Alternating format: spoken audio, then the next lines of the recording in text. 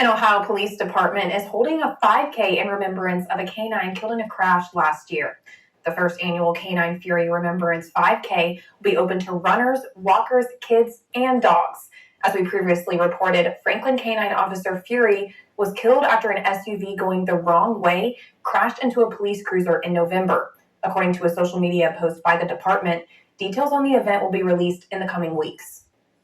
And today, a man who was given a new opportunity of life through today's first pitch in honor of his organ donor hero. Life Connection of Ohio volunteer Dunn was told he had liver cancer back in February 2012. After his diagnosis, Don's health continued to decline rapidly, and his only hope for survival was a liver transplant. Then in 2012, Don received the liver transplant that he so desperately needed. Now, Don spends much of his time educating the community about the importance of organ donation. Plans to bring home two NASA astronauts who docked at the International Space Station back in June have been delayed until next year. What was supposed to be an 8-day trip into space will now be an almost 9-month journey. NASA says astronauts Butch Wilmore and Suni Williams will have to stay aboard the ISS until next February. The Boeing Starliner that launched them there has been deemed unfit to fly them back to Earth. The pair will now return on SpaceX's Crew Dragon spacecraft, and the Starliner will eventually return without a crew. NASA has decided that Butch and Sonny will return with Crew 9 next February, and that Starliner will return uncrewed, and the specifics in the schedule will be discussed momentarily. I want you to know that Boeing has worked very hard with NASA to get the necessary data to make this decision. NASA says the decision means 2 of the 4 Crew 9 astronauts scheduled for launch to the International Space Station on September 24th will give up their seats so the Starliner crew can come home in their place next year.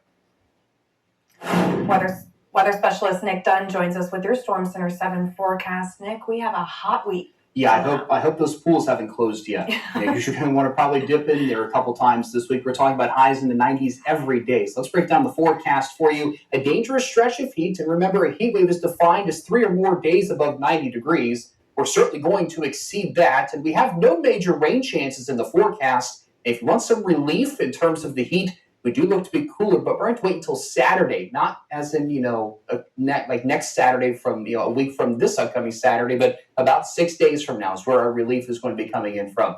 Let's give you a live look outside in Dayton. Look at that moon tonight. It is red. It actually looks pretty nice out there for us late this evening. 77 degrees with clear skies and northwest wind at 5 miles per hour, but that dew point, that's at 68, so it's pretty muggy as you step outside late this evening. We'll give you a live look here at Live Doppler 7 radar. As you can see right now this evening, 70 there in Springfield, 73 in Xenia, 77 in Springboro and in Oxford. Wapakoneta, you're checking in there at 68 degrees. Now, as we take a look at the heat alerts across the Ohio Valley, we do have an excessive heat watch close to the Channel 7 viewing area, but nothing here, at least locally across the Miami Valley. I wouldn't be surprised if we see a heat advisory or something along those lines issued in the next 12 to, say, 24 hours. Especially as we look ahead towards Tuesday and Wednesday, those heat index values climbing into the lower 100s. In fact, I've got Tuesday and Wednesday, after looking over some newest data this evening, perhaps as high as 103 degrees for that feels like temperature. And if you want some relief, you have to wait until at least Friday. At least those heat index values will fall into the middle 90s. And by Saturday, we start to see the humidity drop, and that will help things out immensely.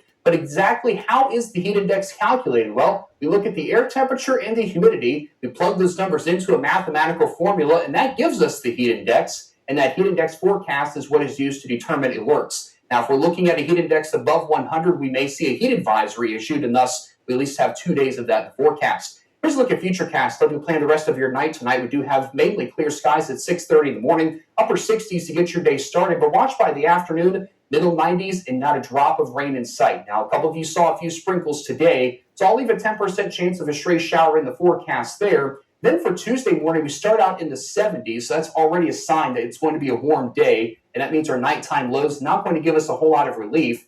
Into the afternoon, we're into the middle 90s once again. It may be a stray shower or two, and in fact, some computer models suggest a couple of spots may get into the upper 90s. I'm not going to go that hot just yet, but we'll keep an eye on that part of the forecast. And then by late Tuesday night into early Wednesday morning, computer models are trying to bring a complex of showers and storms in. I'm not overly sold on that just yet, but make sure you tune in with Storm Center 7 meteorologist Ritzy and Austin Cheney over the next couple of days. They'll keep you updated on that. And then if this forecast verifies for 2:30 in the morning at 84 degrees, that's just downright uncomfortable for August. Tomorrow's high temperatures across the Miami Valley, middle 90s. Will go for a high of 94 in Dayton, perhaps as warm as 96 down there in Oxford. Otherwise, everybody tomorrow with a mix of clouds and sun getting into the 90s. Here's a look at my Storm Center 7-day forecast. We're up into the middle 90s all the way through Wednesday. That cold front will rise Friday, giving us a chance for showers and storms. And then by Saturday, we're down to 86 degrees. Taylor?